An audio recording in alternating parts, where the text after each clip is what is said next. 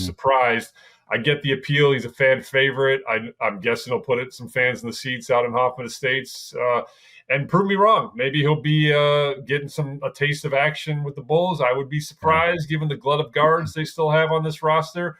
And I'll just close with this, and I don't mean to be like a cold water guy, but like every year in Summer League, there's like one name that Bulls fans just go nuts over. One time it was Javon Freeman-Liberty, and I remember how angry Bulls fans are when he signed a two-way with the Toronto Raptors. Yeah. Carlik Jones, who was a G League MVP one year. I mean, there was like, oh, we got to have Carlik Jones. Prove me wrong, Yuki. I mean, try to earn some NBA minutes and prove me wrong. I'm just saying, like, I will be surprised if he makes the NBA roster. But very cool story, and I know he plays very, very well on Vegas. Here's another name in that group of names with Yuki and Javon Freeman-Liberty and Carlik Jones. How about Kenny Lofton Jr.? Like the thing and the energy on Kenny Lofton Jr., of course, the big man that had multiple moves and, just surprised a lot of people. So, yeah, I'm with you, 𝗀𝗀𝗃. Like, prove me wrong as well, Yuki, with what you can do. And I get it, like heart over hype. And I know that's helped a lot of guards throughout the NBA's time and history. I mean, we have examples of this Bulls team, and you think of Nate Robinson and John Lucas, guys like that, Aaron Brooks, not too much in terms of the same height as Yuki, more so Nate Robinson in terms of just height alone would be the better comparison in that. So you have guys that have been able to have success with the Bulls on the NBA level throughout their careers at that size. But with a team that's stacked with guards. I'd be hard pressed to see if Yuki is going to see a lot of time, if any time, with this Bulls team. I know that he may be called up.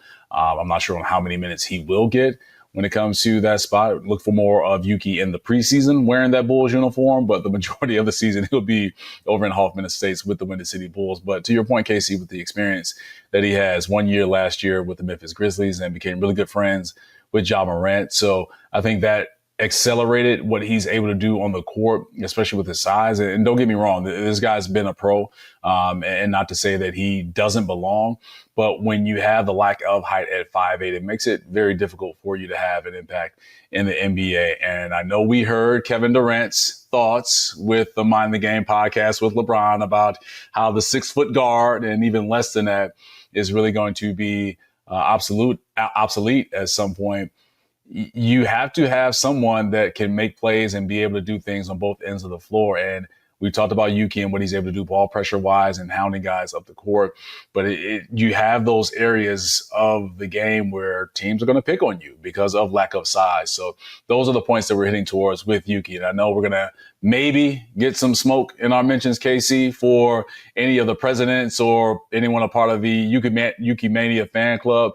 But we're just calling it what it is, and that's what it is with Yuki. But still, he was one of only 3 guys in the Summer League, 𝗀𝗄, to average at least 6 assists and 2 steals. So that lets you know the impact that he was able to have with that Bulls team in those 5 games in Summer League. And he was rewarded with that 2-way contract. But it's a feel-good story, but also you have a guy that just brings good energy, right? I think that's part of the story as well. And that energy is infectious in the locker room. And we saw it with a lot of the behind-the-scenes content that we saw from the Bulls, who did a good job. The Bulls TV and media team did a phenomenal job of, chronicling this team as they led up to heading out to Vegas and while they're in Vegas as well. Yuki is a magnet to the camera, and just his energy is genuine. Yeah, look, and I'm glad you brought up Ja Morant, because players always know more than anybody, and to have a advocate with that high of a profile in Ja Morant, let's not make sure our words don't get twisted. It's like I believe Yuki can play at the NBA level. I just don't see a pathway for that with this roster unless there's like a glut of injuries, and that would obviously not be good for the Bulls. I mean, his ability to pick up full court really stands out. He's just a pest defensively, and that's what how he tries to overcome his size. And yeah, he's a fan favorite. He's a teammate favorite. He's a coach's favorite. That energy is a skill in the NBA, and he plays very, very hard. So I'm wishing the best for him. I just don't see a pathway to playing time at the NBA level. But prove me wrong. And, I will say, the fact that he will put some people in the seats in Hoffman Estates cannot be overlooked. And also, look, the Japanese media was out in full force. This is obviously a huge storyline in their home country for very valid reasons. 𝗵𝗻 Hachimura's, the only other Japanese player, I believe, that's on an NBA roster right now. So, this is really a cool story. But I just always go back to the Javon Freeman Liberty and Carly Jones, and then you brought up one more that I forgot about. That how quickly it's like flavor of the day right now. We're all star for basketball. But look, credit to Yuki. And I'll just say in closing, for me, Jahmir Young, your 37-point game, it's a harsh business, man. Man, dude, that's the thing about the NBA. After scoring 37 points and carrying them in a game against the Bucks. So I also believe Jahmir Young, in the right situation, could get some NBA minutes. So we'll see where he goes in his future.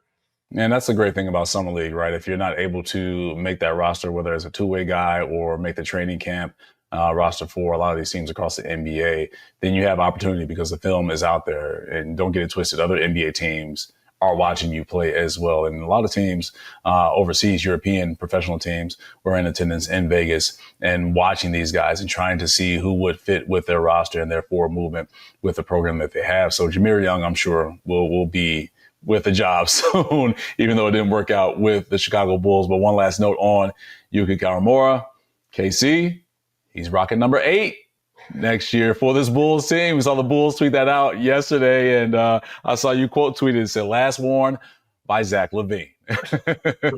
Right. And so someone had a great, hilarious response in my Twitter mentions. They said, "I'm surprised I didn't give him 23."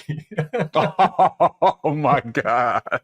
Give him 23, and also give him the locker as well. Like give him all Jordans, and then let him wear Jordans. So that's hilarious. But congrats to Yuki on earning his spot with this Bulls organization on that two-way contract. So 𝗻𝗄, as we kind of transition, we're getting there towards to wrapping up this summer league conversation. Just kind of quick takes on what you think from Matas and also Noa Essengue from what they were able to do out in Vegas, especially Matas in the limited games that he played. He only played 2.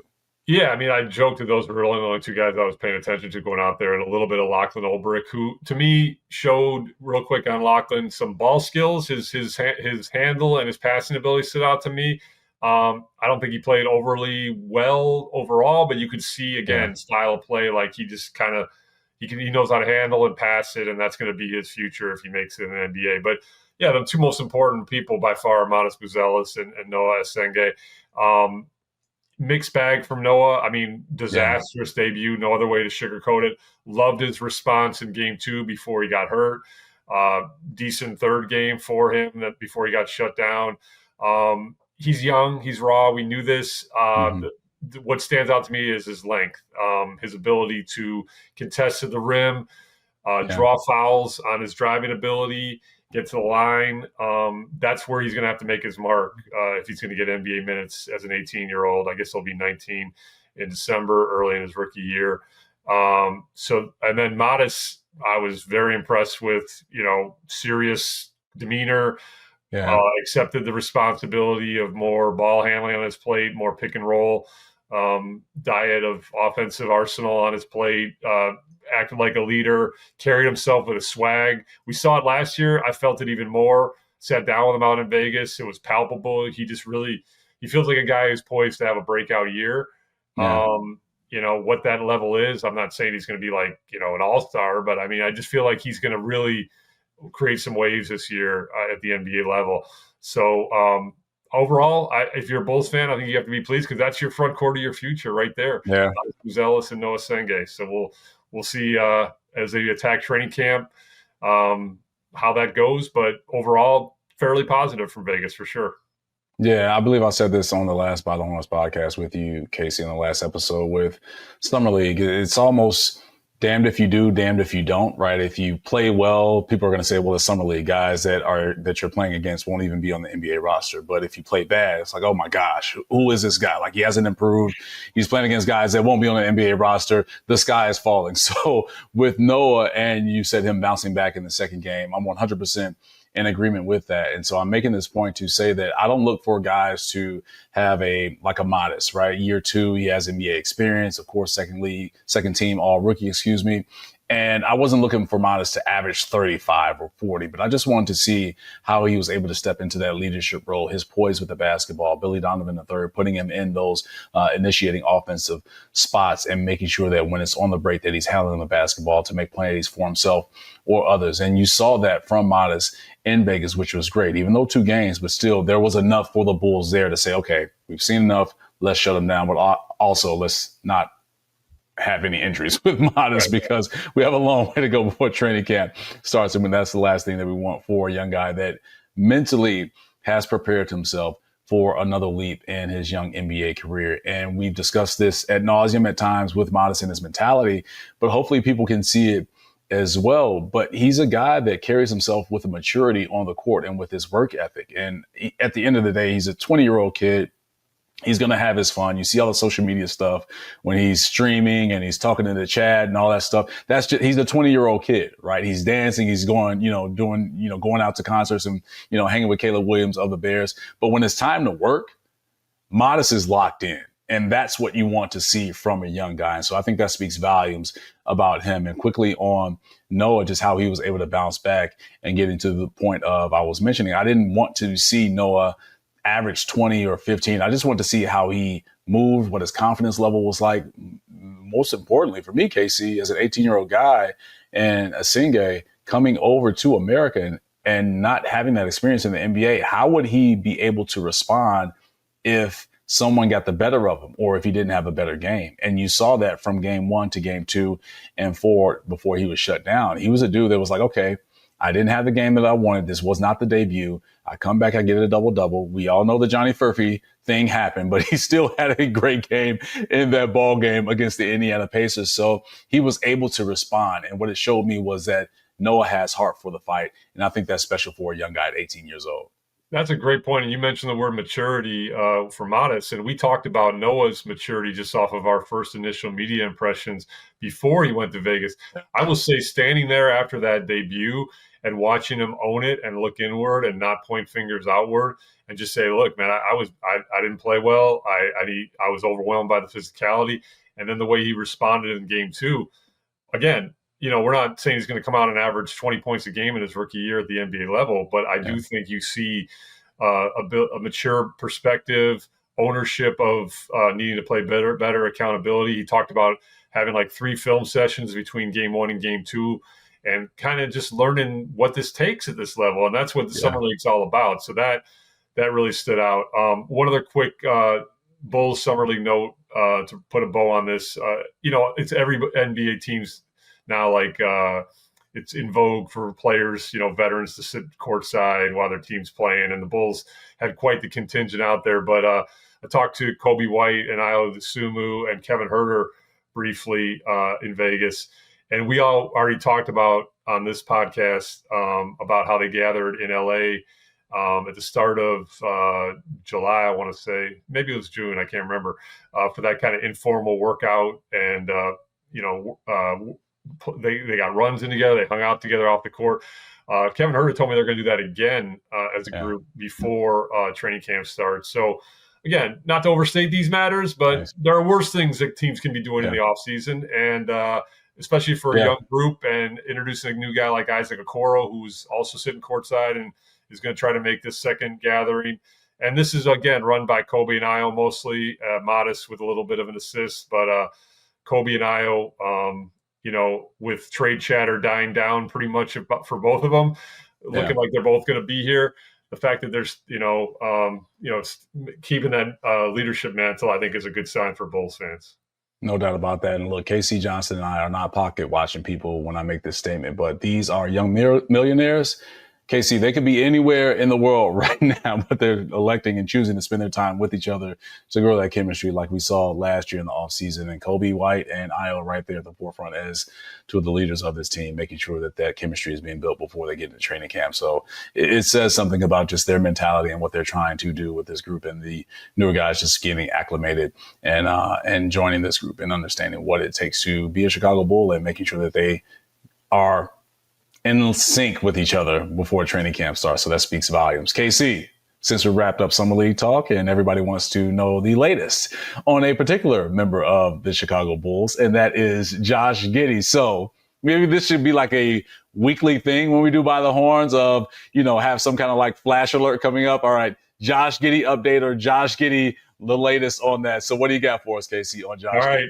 July 22nd, restricted free agency continues to move at a crawl for not only Josh Giddey, but Jonathan Kuminga, Cam Thomas, Quentin Grimes. It's just not happening for these guys. Yeah. It's a slow restricted free agency period. Just a couple overall points I want to make about this. There was some speculation that with Josh Giddey being out in Vegas and not joining this aforementioned group courtside, that was a sign of acrimony.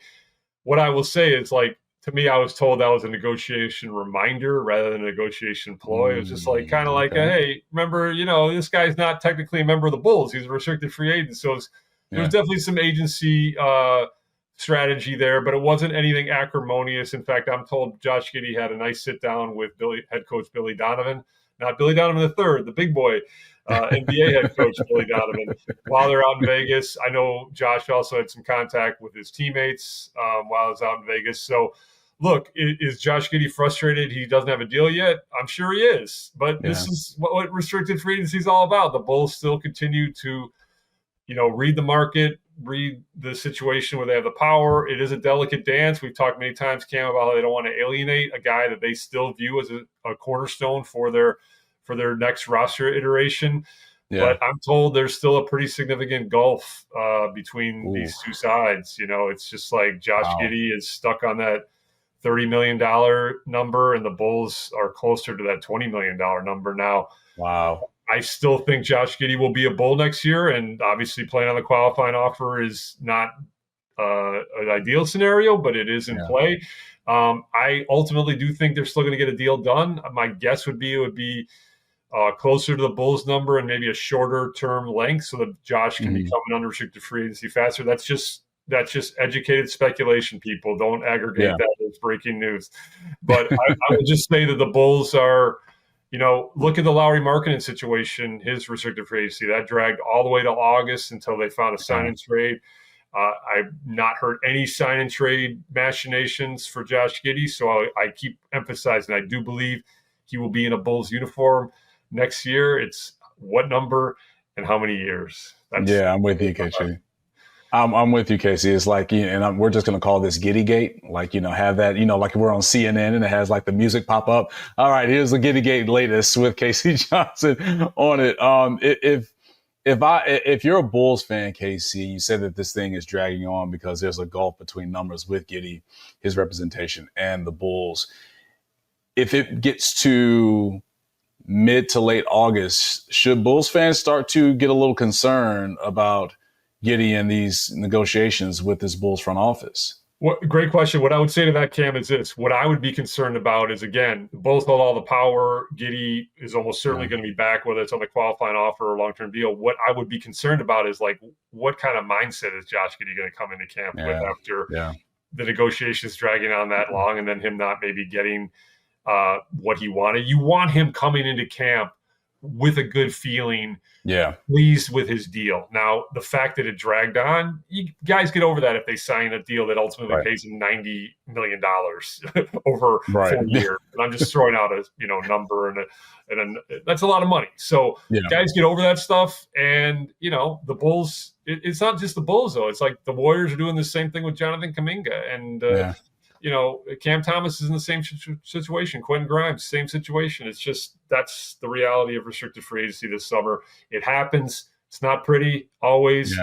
But that would be my only concern. Like, what kind do you get a let's go Bulls fired up Josh Giddey, or do you get a this is BS, this took so long, Josh Giddey? I don't know the answer to that yet, but it certainly will be a storyline to monitor. 𝗪cie, at the end of the day, he's a human, right? I mean, and with those emotions, and especially if you don't get what you want, and I'm not to say that Josh Giddey is going to start pouting if he doesn't get what he wants, but still, there's something there. And just put yourself in that position. I'm speaking to our viewers and our listeners right now. If you're not in a spot where the deal that you want to have is met and you have to lower your number, and this gulf that 𝗪cie described it as between the Bulls front office and Josh Giddey that is there, and if he's not able to get the number that he wants, then you're going to have a little something there. Not to say that he will. We're not saying that we heard this from Josh Giddey. I'm just kind of putting myself and some of our listeners and viewers in that position. But you want to, again, as we talked about with Kobe and Io, they had a workout with the team and the players in LA. They're planning on having it another workout before training camp goes together so that they can grow that chemistry. Josh Giddey not being there, he comes in the training camp, and if he's a little uneasy on things, that could disrupt chemistry. But we're not saying that that's what Josh Giddey feels, and that's the situation, because we know how social media works and people want things to go viral. We are not saying that. We're just saying hypothetically with what is happening with Giddey and these negotiations with this Bulls team. But again, this is a team that is loaded with guards. And you're going to have guys out there from day one in training camp competing for their spot in terms of their minutes with this group. So we will continue to monitor Giddey Gate with By the Horns. See, whenever I can get 𝗪cie laughing like that, then I know that I did a good job with tagging that segment. So anybody out there trying to copyright this and stop it right now, we already got it done. It's called Giddey Gate on By the Horns. All right, 𝗪cie, we mentioned this is July 22nd as we move through the summer months, and just kind of a landscape view of what we've seen across the NBA. Some interesting moves with some guys who I feel are preparing for a potential swan song with their careers. And the two guys that jump out to me are Damian Lillard going back to the Portland Trail Blazers on a 3-year deal, and Chris Paul going back to the Clippers on a 1-year deal. I believe he's getting like $3.5 million for that. So two interesting bits of news there for both of these guys. But 𝗻𝗄, when I saw the news for each one, I'm like, yeah, are they getting ready to call it a career? Because we know that Dame is recovering from that Achilles injury. I would be shocked if he plays in the 25-26 season. He has a 3-year deal. So I think year one, and even he said this with his press conference with 𝗙𝗏𝗏 𝗠𝐶 that 𝗙𝗏𝗏 said that Dame is going to be the highest paid assistant coach in the NBA because he's going to throw a lot on him and he's going to be there every day and demand a lot from him just in that role. So they already view Dame in that this upcoming season just being more of a mentor and assistant coach and possibly finishing out the last 2 years of that contract in Portland where he started his career. I mean, this is a top 75 player along with Chris Paul as well. So did you have those same thoughts that I did, 𝗻𝗄? Like, okay, these guys are they see the light at the end of the tunnel with their NBA careers? Yeah, I mean, Chris Paul's going into season 21? I mean, I can't keep track. I mean, I thought it was fitting for both of them, and I like both moves. The Dame thing to me, it's like that had been kind of whispered about for a few weeks. I'd heard some whispers about that, and it just seemed like ever since he made his public request to go elsewhere, his heart wasn't in it. He just seemed like, to me, a one franchise guy, and the fact that he's back to me seems fitting. And I mentioned this when they traded for Jrue Holiday, and now obviously with Dame missing this year, you expect Jrue to be there. And will they both be there when Dame returns? We'll see. But this does have a Bulls tie because the Blazers still owe the Bulls a first-round pick that's lottery protected. And with the Blazers, pushing some chips in and getting some internal development, and Avdija played so well for them down the stretch last year. Yeah. Like this could be a boon for Bulls fans because it could deliver a first-round pick either in the 2026 draft, which is loaded, or the 2027 draft, which early returns it's not so loaded. For the Bulls as part of that long ago Lauri Markkanen sign trade. So you should be rooting for the Blazers to be good if you're a Bulls fan, and Damian Lillard makes the Blazers good or better. Yeah. Not this year, as to your point, Cam, because I don't expect him to play, but he's still a very good player.